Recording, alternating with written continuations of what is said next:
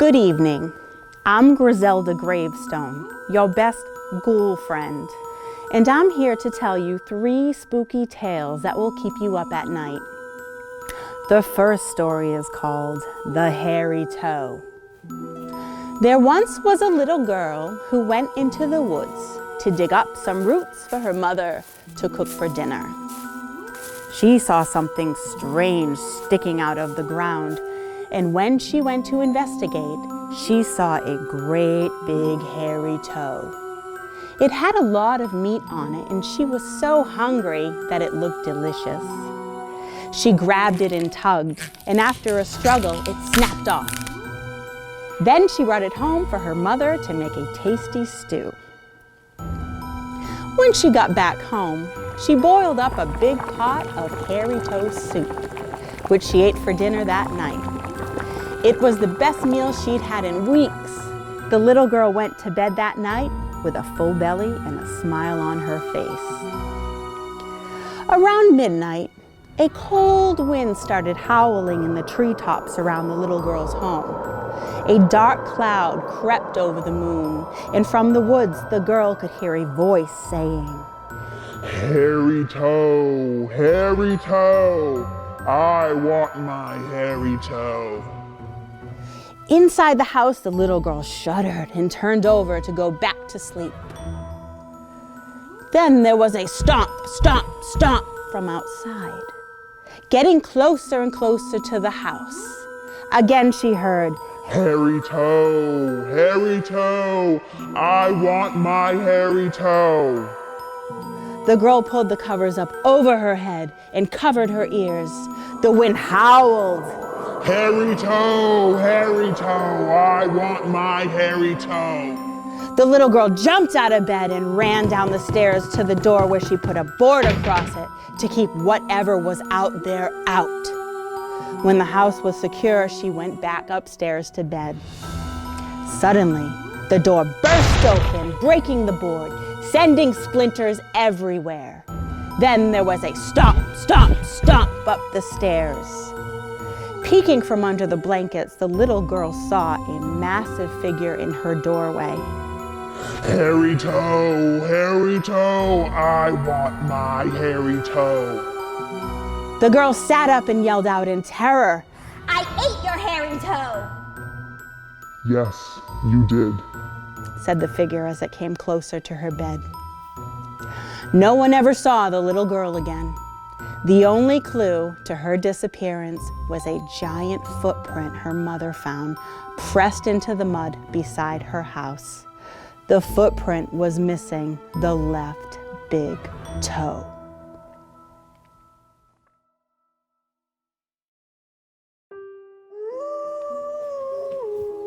This is the story of the house on the lake.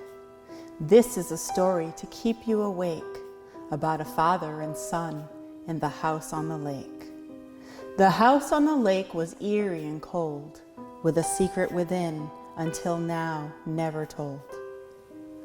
The little boy's name is Arthur Pale, and he is the subject of this horrible tale. As Arthur got ready for bed the first night, he felt in his bones that something wasn't quite right. So he climbed into bed and laid very still. Then he heard a strange sound that made him feel ill. He laid in his bed too scared to even scream, hoping the whole thing was only a dream. Then from beneath his bed came a noise that would frighten the bravest of boys. "I am the Saurus, and this is my bed, and all that slept here have ended up dead. If you want me to eat you, then of course you can stay. If you want to live longer, then run far away." Arthur screamed out, "Daddy, come quick!" His father rushed in thinking Arthur was sick. "There's a monster under the bed," the boy cried. His father, half smiling, looked at Arthur and sighed. "There aren't any monsters under your bed. It's just your imagination from something you've read. So go back to sleep. It's 1:15. You'll be grumpy tomorrow, and that won't be fun." Arthur wasn't consumed by the monster that night. He trusted that his father was right. It was all just a dream, as his father had said, so he pulled back the duvet and jumped out of bed. Arthur played in the garden for 5 hours or more. He played hide and seek with his friend from next door. The boys played all day until the sun left the sky. It was now getting quite late, so the friend said goodbye. Arthur went straight to bed and fell asleep right away, exhausted by the hours of vigorous play. But soon he awoke with a chill in his bones, fearing the worst. He was no longer alone. Wasting no time, he cried out in fear, praying his father was able to hear. In a matter of seconds, he was there in the room, saving his son from imminent doom. His father said, Arthur, you really must rest. You've got school in the morning and a numerosity test. There aren't any monsters, they're just tricks of the light. And he gave him a hug and kissed him goodnight. Again came the sorest from under the bed. You did not take heed from the warning I said. If you're still here tomorrow, I'll eat you without fail, and no one will see you again, Arthur Pale. In the morning, poor Arthur was in total despair. He was going to be eaten, and that didn't seem fair. He must make his father believe of his plight, that the sorest might eat him that very same night. Again, Arthur's father showed little concern, not knowing the terrible lesson he'd learned. Instead, he told Arthur not to fuss anymore, that there weren't any monsters, of that he was sure. Arthur refusing to sleep in his bed, he slept in a chair by the fire instead. This was the last time Mr. Pale saw his son, when he put him to bed at 1:15. When Arthur lay sleeping, the sorest arose. He ate the poor boy from his head to his toes. And with children before, he ate Arthur's coat, an action explained in the note that he wrote. Dear Father, I'm writing this note to explain that I've taken my coat because it's pouring with rain. I'll be gone for a while, but please don't be sad. Just try to remember the good times we've had. I tried to explain, but despite all my trying, you did not believe me. You thought I was lying. The monsters are real, they're not in my head. They live in my room and they're under my bed. In closing, the sorest signed his name, then slipped under his bed once again. He knew as he picked his teeth before long, Mr. Pale soon would enter to find his son gone. When Mr. Pale entered the next morning, he discovered his son had gone without warning. After reading the note, he cried, What have I done? I wish I had listened to my poor troubled son. He waited for Arthur until 50 years passed. In that house, all alone, Mr. Pale breathed his last. In a chair by the fire, they found the boy's father with a note that read simply, Come back soon, Arthur. The house stood for years undisturbed and forgotten. Like the secret it kept, the woodwork was rotten. Then one day, the north wind blew fierce and cold. There appeared in the garden a sign that said, Sold. This is a story that will keep you awake about a girl and her mother and a house on a lake. The house on the lake was eerie and cold, with a secret within, until now, never told.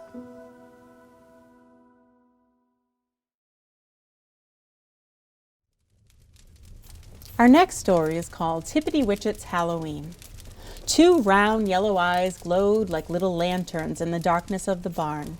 Those eyes belonged to a kitten by the name of Tippitty Witchit. He was all jet black except for a tiny white spot on the very tip of his tail, and he laid curled up in the straw with his mother, a nice yellow tabby, and all his brothers and sisters. His eyes were still wide open while all the rest were asleep, because he was very angry. I want to leave you, Mother, to go out and see the world. But his mother had said, My darling, you are still a very small kitten. When you have grown somewhat older, you shall go out and see the world. Tippitty Witchit sulked. The idea of telling him he was only a kitten. Giving himself a shake, he got up from the straw. He was as big as the next cat and able to meet all adventures anywhere in the world. Sneaking off to the door, he slipped across the barnyard and out to the long stretch of highway that ran out to the wide, wide world. Oh, what a moon was shining! It turned all the fields to silver, and little mists were rising, shimmering over the meadows. He was out in a white world of moonlight with little black shadows dancing here and there on the edges. He was out like a great big cat in the mystery of the night. Strutting along his way, shivering a little with cold, for it was late October, he saw a field with the cornstalks stood piled up in stacks and yellow pumpkins laying all around them on the ground. The whole field swam in moonlight. It glittered and it glistened. Tippitty Witchit bounced on down the road, half bursting with delight. But then he saw something different. He passed a dried-up garden, and there stood a wild-looking scarecrow, wearing an old felt hat, an old black suit of man's clothes. That scarecrow startled young Tippitty Witchit. He quieted down in an instant, but he said to himself very boldly, "I'm a big cat. I'm not afraid of a thing in the whole wide world." Just the same, he trembled when he came to the very next cornfields. The corn here had not been cut. It stood in ghostly rows like a band of withered old witches. Its long dried leaves hung down like ghostly withered old arms. Its tassels streamed out every which way like wiry hair. "I'm not afraid of a thing," he had to repeat to himself. But as Tippitty Witchit was looking, he thought he heard a low chuckle. A little light appeared, dancing over the meadow. "Hey there, little light." He certainly heard a chorus of shrill little bell-like voices call to that impish light. And the silver mist over the field all of a sudden seemed to have millions of bright little eyes. There were spirits there laughing in the moonlight.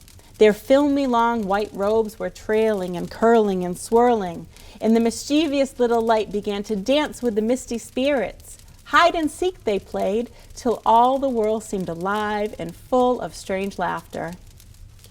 Tippitty Witchit chuckled and began to dance himself.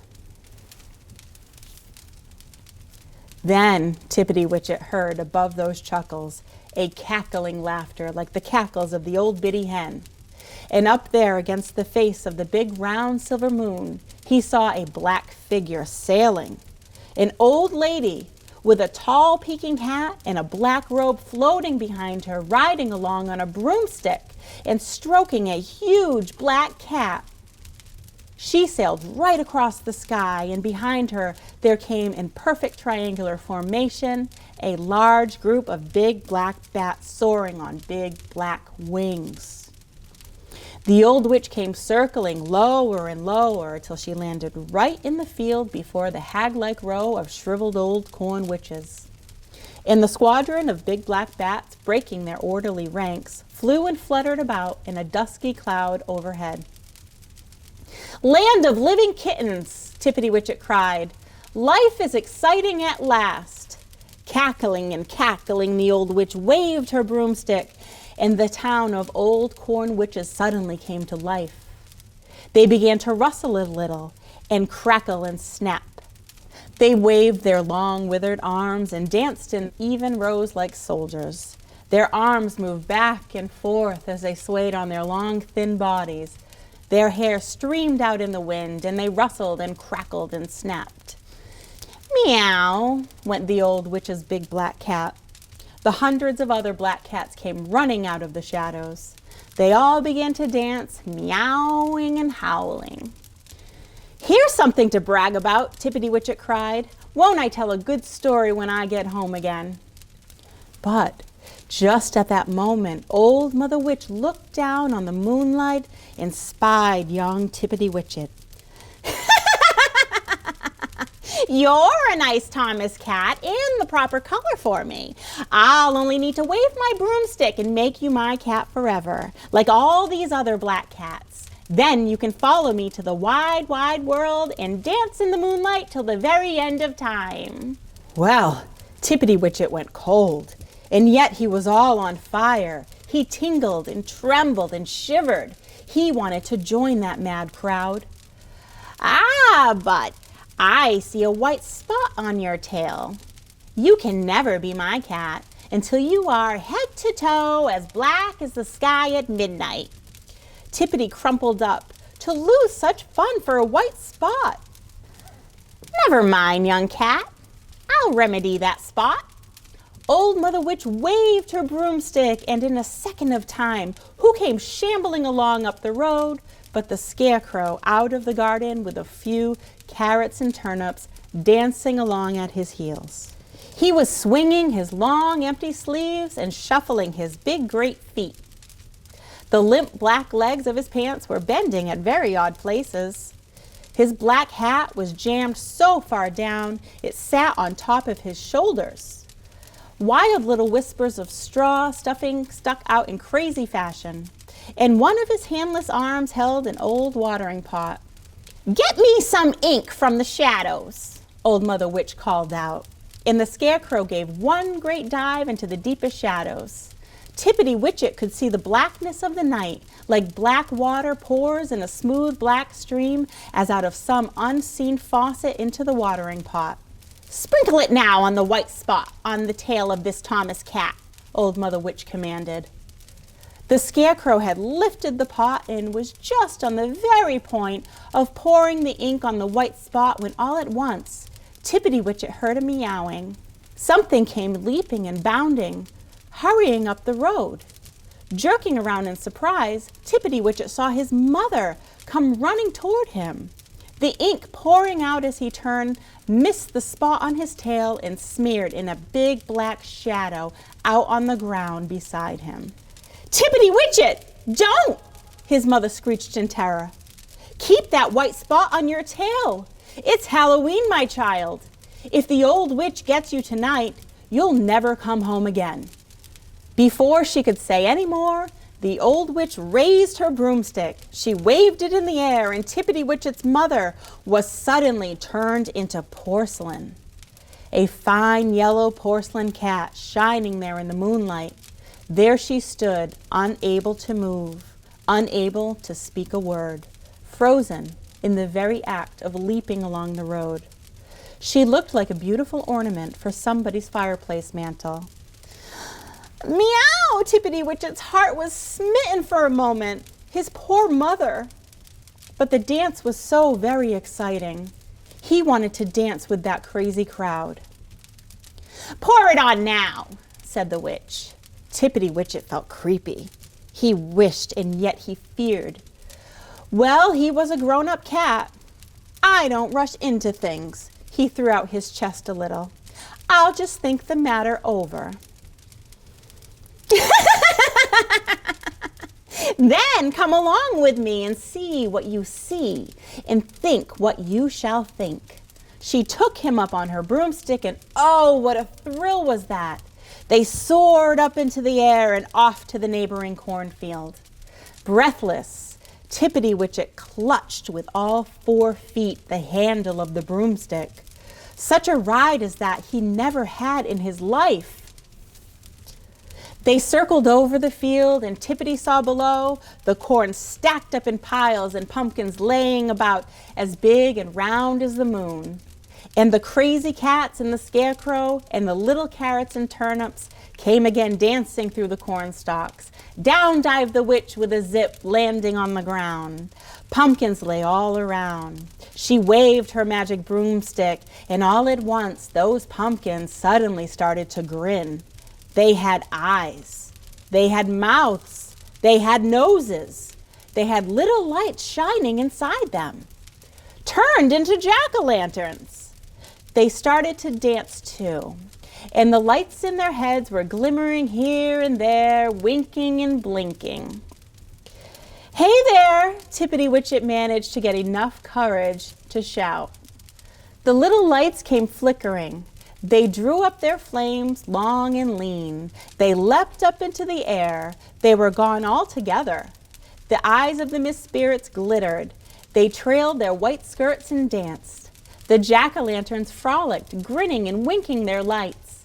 The little carrots and turnips broke away from the scarecrow and tumbled with somersaults into the merrymaking. 1,000 little dried leaves blew in like crazy things, zipping and flipping and fluttering. The corn witches swayed themselves forward as far as they could reach with their long, thin, shriveled bodies. Old Mother Witch left her broomstick and whirled around with the scarecrow. The cats danced in crazy couples. The bats sailed and dipped and fluttered in wild antics overhead. All of the world seemed to twitter and chuckle and crackle and snap. And above the whole merry scene, the old moon laughed till he cried, his tears coming down to the earth in a showering of silver moonbeams. "This is the life for a cat," Tippitty Witchit meowed. Would he pay too high a price if he gave himself up forever to Old Mother Witch? What dancing, oh, what dancing! 100 times he was tempted. 100 times as he watched the scarecrow dash from dancing at Old Mother Witch's command to chase after Tippitty Witchit and sprinkle the ink on his tail.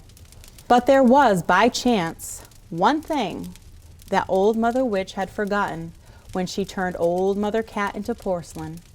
She had frozen the pleading and the begging in Mother Cat's pleading eyes into a fixed expression. So wherever Tippitty Witchit went in that wild night, his mother's eyes shone on him, begging and pleading. That look kept just one little small grain of sense alive in the head of the giddy child cat. Mother Cat couldn't talk, but still she could speak with her eyes. And so, every time the scarecrow snuck up on Tippitty Witchit, he whisked off and out of the scarecrow's reach. For hours, the dance went on in the moonlight, and then the old witch got impatient. The more that little black cat kept to himself and out of her clutches, the more determined she grew that she would get him for keeps. And so at last she cackled to a sleek little black girl kitten.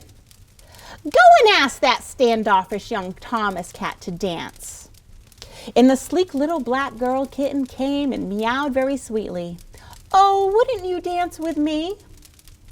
Well, Tippitty Witchit just couldn't say no to an offer like that. He gave up resisting completely and went waltzing off with the girl cat out into the mist. He whirled and he whirled until he was dizzy. Life was a merry-go-round. At last he fell down to the ground, his thoughts all whirly inside him. And now he was far out of reach of his mother's imploring eyes. The last grain of sense he had disappeared in a buzzing and whizzing. The little girl cat gave a giggle and made a sign to the scarecrow. The scarecrow came up with his ink pot.